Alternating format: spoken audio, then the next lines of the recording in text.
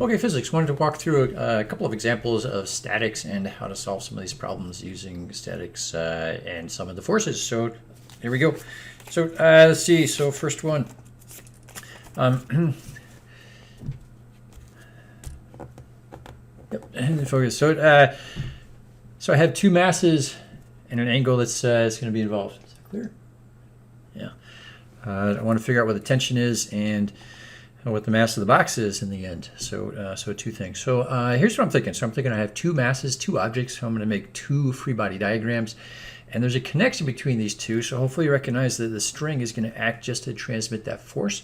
So the tension pulling the 5 kilogram up is going to be the same magnitude as the tension pulling the holding this mass off the ground. So then we'll start summing forces and see where we end up. So this is going to take a little bit. So let's see. There, that's better. So let's see how we do this. So first, free body diagram. So here's my 5 kilogram. So this is going to have a normal force pulling up here. It's going to have tension pulling it up the road, and it's going to have the force of gravity pulling it straight down. That force of gravity has a value, so it's giving me mass.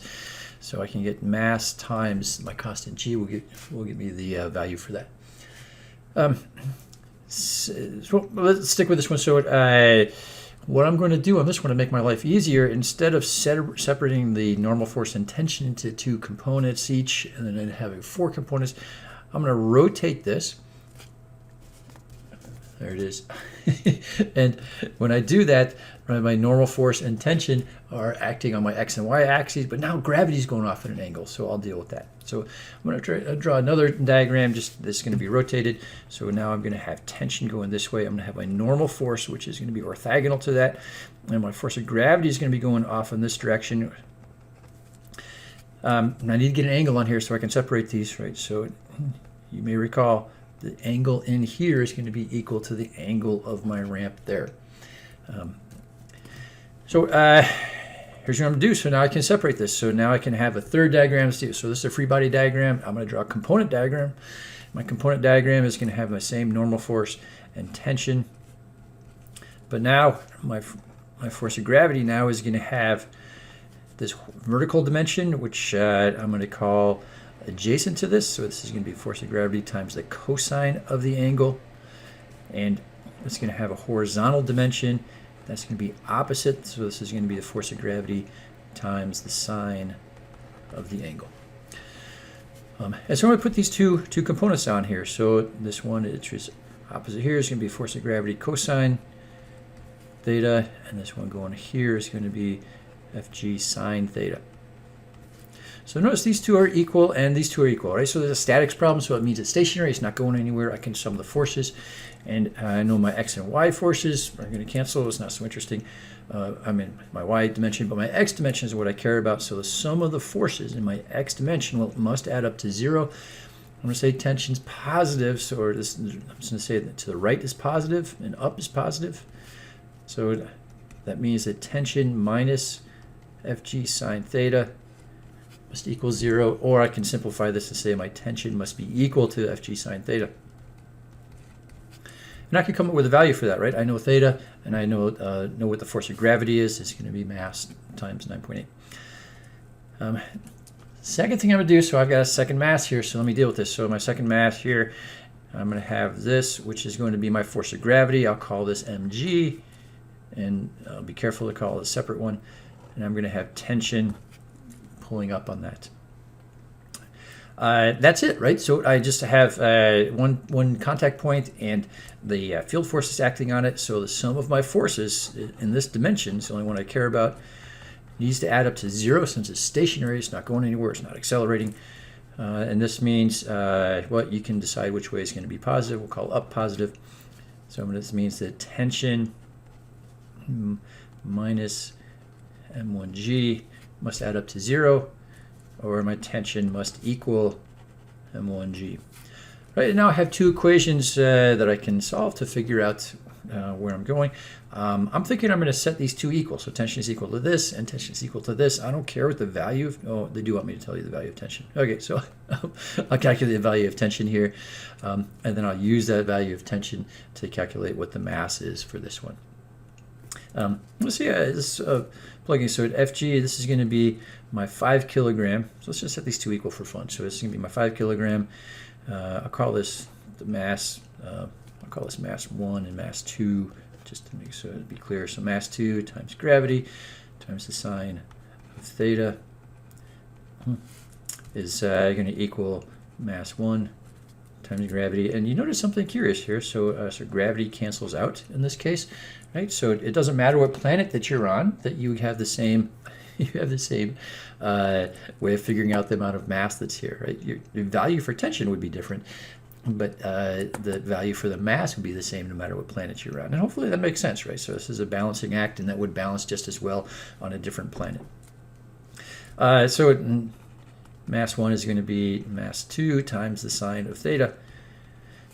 That's kind of cute. So you can get out a calculator, figure out the answer if you want to for that. So second one.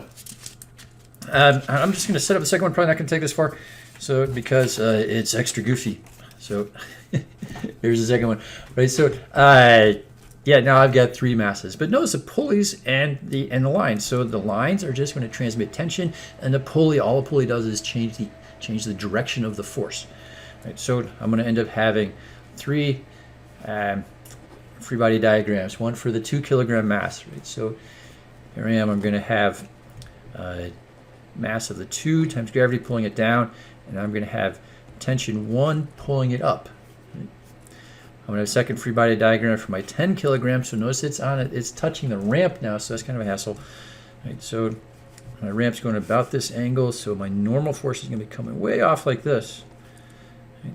I'm going to have tension up here. I'm going to call this T2, and mg is coming straight down. So this is my m10 times gravity that's doing this. Notice I have, in addition though, another contact point. So T2, normal force and gravity, but I also have T1 pulling it down this way. So when I rotate this, so I'm going to rotate this to make it a little bit easier. So I'm going to have T2 going this way. I'm going to have T1 going this way. I'm going to have my normal force pulling up, and I'm going to have M10G acting here, and this angle in here is going to be the same, the 53.13 degrees.